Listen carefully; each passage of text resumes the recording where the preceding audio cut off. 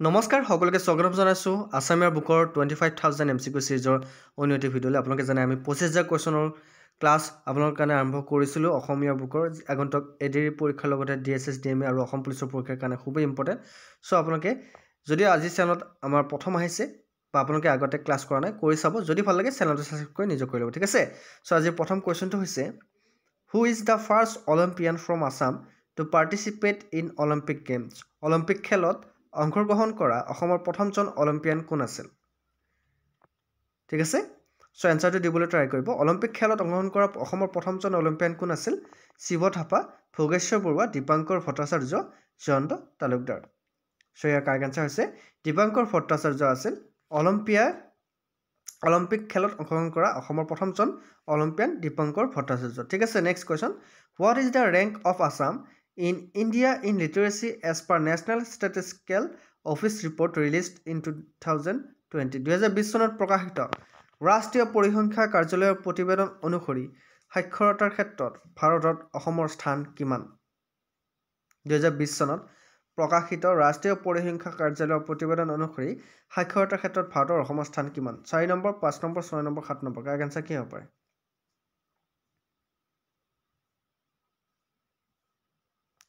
Correct আনসাৰটো হৈছে 5 number স্থানত আছে ঠিক আছে নেক্সট কোৱেশ্চনটোলৈ আহিছো Jayanta Talukdar has won individual gold medal in the archery world cup in the year কোন বছৰত আৰ্চাৰী বিশ্বকাপত জয়ন্ত তালুকদাৰে ব্যক্তিগত স্বৰ্ণ পদক লাভ কৰিছিল 2004 2005 2006 2007 কাৰেক্ট আনসাৰটো কি হ'ব পাৰে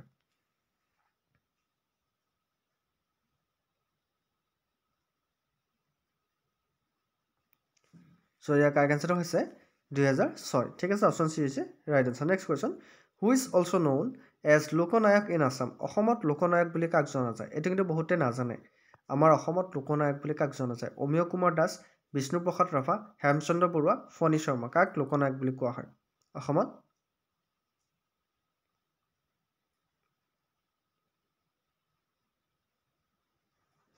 অসমত লোকনায়ক বুলি অমিয় কুমাৰ দাসক কোৱা হয় ঠিক আছে নেক্সট কোৱেশ্চনটো আহিছো the wetland Sonbeel is located in which district জলাশয় সোণবিল কোনখন জিলাত অৱস্থিত ধুবুৰী গোৱালপাৰা কাছাৰ কৰিমগঞ্জ কাৰেক্ট আনসাৰটো কি হ'ব পাৰে সোণবিল জলাশয় কোনখন জিলাত অৱস্থিত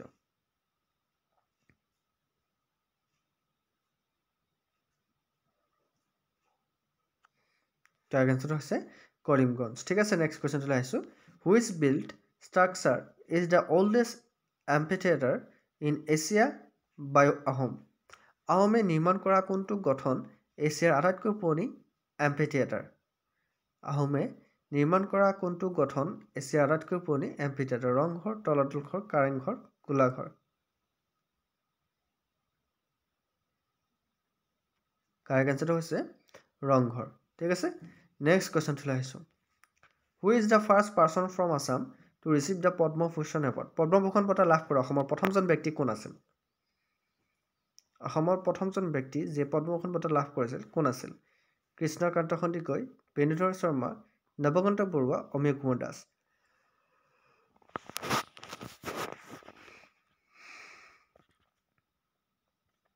কাৰেক্ট আনসাৰ হৈছে অমিয় কুমাৰ দাস তেখেত আছিল পদ্মভূষণ বঁটা লাভ কৰা অসমৰ প্ৰথমজন ব্যক্তি কোন আছিল Amiya Kumar Das next question Which Ahom kingdom's capital was located by the Dihing River? কোনজন আহোম ৰাজ্যৰ ৰাজধানী দিহিং নদীৰ পাৰত অৱস্থিত আছিল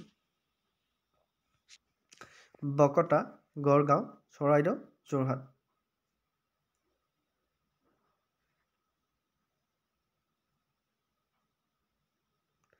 কাৰেক্ট আনসাৰ হৈছে বকতা ঠিক আছে কোনখন আহোম ৰাজ্যৰ ৰাজধানী দিহিং নদীৰ পাৰত অৱস্থিত Bokota next question Bhupen Hazarika won his first Padma Award, Padma Shri, in the year. Bhupen Hazarika কোন বছৰত প্ৰথম পদ্ম বঁটা লাভ বা পদ্মশ্ৰী লাভ কৰিছিল 1974 1977 1981 1984 কাৰেক্ট আনসাৰটো কি হ'ব পাৰে কাৰেক্ট আনসাৰটো হৈছে 1977 1977 চনত ভূপেন হাজৰিকাই প্ৰথম পদ্ম বঁটা লাভ কৰিছিল next question The Northbrook Gate, which was constructed to welcome British Viceroy Lord Northbrook, was built in which year? British Viceroy Lord Northbrookক আদৰিবলৈ নিৰ্মাণ কৰা নৰ্থব্ৰুক গেটখন কোন চনত নিৰ্মাণ কৰা হৈছিল 1869, 1872, 1874, 1875. কাৰ কেঞ্চাৰটো কি হ'ব পাৰে?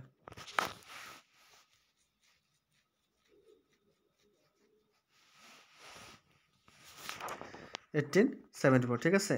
চ' 1864 চনত ব্ৰিটিছ ভাৰ্চৰ লৰ্ড নৰ্থব্ৰুকক আদৰিবলৈ নিৰ্মাণ কৰা নৰ্থব্ৰুক গেটখন 1874 নিৰ্মাণ কৰা হৈছিল। Next question, who was the second king of Ahom kingdom? Ahom ৰাজ্যৰ দ্বিতীয় ৰজা কোন আছিল? প্ৰথমটো সকলোৱে গম পাই চুকাফা।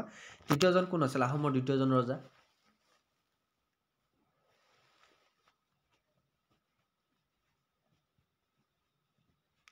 চ' আহোম ৰাজ্যৰ দ্বিতীয় ৰজা কোন আছিল? চুতেওফা আছিল, ঠিক আছে। নেক্সট কুৱেশ্যনটো আহিছোঁ, Bordoloi trophy was first started in which year? Bordoloi trophy প্ৰথম কোন বছৰত আৰম্ভ কৰা হৈছিল? 1950, 1952, 1955, 1958। বৰদলৈ ট্ৰফি প্ৰথম কোন বছৰত আৰম্ভ কৰা হৈছিল? কাৰেক্ট এনচাৰটো হৈছে 1952 চনত, ঠিক আছে, 1952। নেক্সট কুৱেশ্যনটো আহিছোঁ, Elvis Ali Hazarika became first swimmer from the North East to cross the Catalina channel which is located at?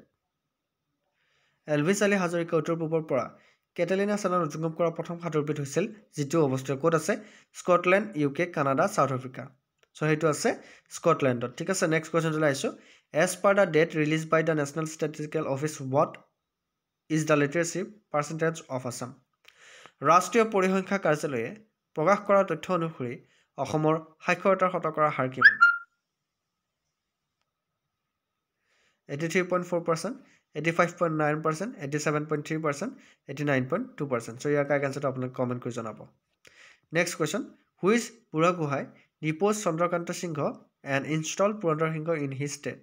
কোন বুঢ়াগোহাঁই চন্দ্ৰকান্ত সিংহক পদচ্যুত কৰি তেওঁৰ ঠাইত পুৰন্দৰ সিংহক নিযুক্তি দিছিল? মোমাই বৰগোহাঁই, পুৰন্দৰ বৰগোহাঁই, ৰুচিনাথ বৰগোহাঁই, আতন বৰগোহাঁই। চ' ইয়াৰ কাৰেক্ট এনচাৰটো হৈছে ৰুচিনাথ বুঢ়াগোহাঁই। নেক্সট কুৱেশ্যনটো আহিছোঁ, Tocklai tea research institute which is world oldest and largest tea research institute was establish in which year? বিশ্বৰ আটাইতকৈ পুৰণি আৰু বৃহত্তম চাহ গৱেষণা প্ৰতিষ্ঠান টুকলাই চাহ গৱেষণা প্ৰতিষ্ঠান কোন বছৰত স্থাপন কৰা হৈছিল? বহুতে নাজানে। টুকলাই চাহ গৱেষণা প্ৰতিষ্ঠান কোন বছৰত স্থাপন কৰা হৈছিল? বহুতে নাজানে। 1904, 1908, 1911, 1915। কাৰেক্ট এনচাৰটো কি হ'ব? টুকলাই চাহ গৱেষণা প্ৰতিষ্ঠানটো কিমান চনত প্ৰতিষ্ঠা হৈছিল? আপোনালোকে এইটো হোমৱৰ্ক দিছোঁ, আপোনালোকে মোক এনচাৰ দিব। Next question, the film Hastir Kanya was made on the life and work of? Hastir Kanya ছবিখন কাৰ জীৱন আৰু কৰ্মৰ ওপৰত নিৰ্মাণ কৰা হৈছিল? হস্তিৰ কন্যা ছবিখন কাৰ জীৱন আৰু কৰ্মৰ ওপৰত নিৰ্মাণ কৰা হৈছিল? ভোগেশ্বৰ ফুকননানী, কনকলতা বৰুৱা, দীপালী বৰঠাকুৰ, প্ৰতিমা বৰুৱা পাণ্ডে।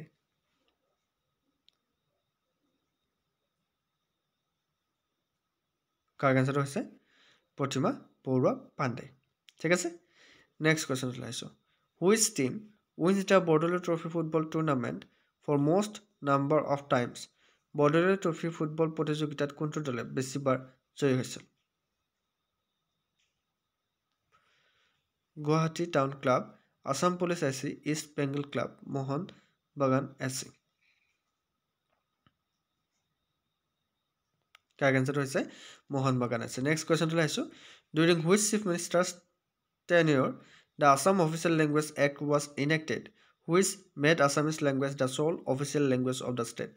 কোন মুখ্যমন্ত্ৰীৰ কাৰ্যকালত অসম চৰকাৰী ভাষা আইন প্ৰণয়ন হ'ল, যাৰ ফলত অসমীয়া ভাষা ৰাজ্যখনৰ একমাত্ৰ চৰকাৰী ভাষা হৈ পৰিছিল? গোপীনাথ বৰদলৈ, বিষ্ণুৰাম মেধি, বিমলা প্ৰসাদ চলিহা, গোলাপ বৰবৰা। কাৰেক্ট এনচাৰটো হৈছে বিমলা প্ৰসাদ চলিহা। নেক্সট কুৱেশ্যনটো আহিছোঁ, which independent activities is also' known as Tyagbir? কোনজন স্বতন্ত্ৰ কৰ্মীক ত্যাগবীৰ বুলি জনা যায়? হেম বৰুৱা, কুলধৰ চলিহা, কুশল কোঁৱৰ, নবীন চন্দ্ৰ বৰদলৈ। কাৰেক্ট এনচাৰটো হৈছে Hem Barua. Next question, which Ahom king was died due to smallpox? কোনজন আহোম ৰজাৰ মৃত্যু হৈছিল স্মল পক্সত? বসন্ত ৰোগত কোনজন আহোম ৰজাৰ মৃত্যু হৈছিল? তেজ সিংহ, কমলেশ্বৰ সিংহ, জয়ধ্বজ সিংহ, পুৰন্দৰ সিংহ। কাৰেক্ট এনচাৰটো হৈছে কমলেশ্বৰ সিংহ। নেক্সট কুৱেশ্যনটো আহিছোঁ, which Assamese social worker has been awarded with Jamnalal Bajaj award in the year 1981? 1981 চনত কোনজন অসমীয়া সমাজকৰ্মীক যমুনালাল বাজাজ বঁটাৰে সন্মানিত কৰা হৈছে? হেম বৰুৱা, হেম ভৰালী, মুকুল চন্দ্ৰ গোস্বামী, অমল বৰুৱা দাস।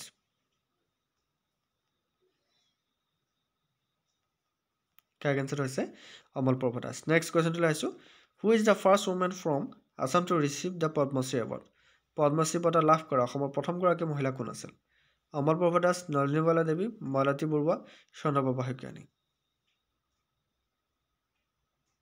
কাৰেক্ট আনসাৰ হৈছে অমল প্ৰভা দাস নেক্সট কোৱেশ্চনটো লাইছো Badan Chandra Borphukan was assassinated by Rup Singh Subedar in the year বদন চন্দ্ৰ বৰফুকনক কোন বছৰত ৰূপ সিং সুবেদাৰে হত্যা কৰিছিল 1816 চনত 1817 চনত 1818 চনত 1820 চনত কাৰেক্ট আনসাৰ হৈছে 1818 চনত নেক্সট কোৱেশ্চনটো লাইছো which is the second largest wetland in Asia and the largest wetland in India as well as in Northeast কোনটো এছিয়াৰ দ্বিতীয় বৃহত্তম জলাশয় আৰু ভাৰতৰ লগতে উত্তৰ পূৰ্বাঞ্চলৰ সৰ্ববৃহৎ জলাশয় আৰপাট বিল দীপৰ বিল শোণবিল সন্দুবি লেক কাৰেক্ট আনসাৰটো হৈছে শোণবিল ঠিক আছে সো এয়া আছিল আসামীয়া বুকৰ কেইটামান ইম্পৰ্টেণ্ট কোৱেশ্চন আৰু ইয়াৰ লগত আকৌ আমি ডিএমএ ডিএছএছৰ কাৰণে 4000 কৈ অধিক কোৱেশ্চন আগবঢ়াইছো মাত্ৰ 149 ৰুপিছত যদি আপোনাক 4000 কোৱেশ্চনৰ পিডিএফ লাগে তেনেহলে 8638686390 এই নম্বৰটো আপোনালোকে পেমেন্ট কৰি WhatsAppত স্ক্ৰিনশ্বট দি দিব আপোনালোকে পিডিএফ পাই যাব সো আপোনালোকে 3000 কৈ অধিক কোৱেশ্চন আছে যিসকলে ল'ব বিচাৰে 8638686390 এই নম্বৰটো লিখি ল'ব এই নম্বৰ আপোনালোকে পেমেন্ট কৰি WhatsAppত স্ক্ৰিনশ্বট দি দিব সো আজিলৈ মানে নেক্সট ক্লাছত আপোনালোকৰ প্ৰতিশ্ৰুতি জয় হিন্দ জয় অসম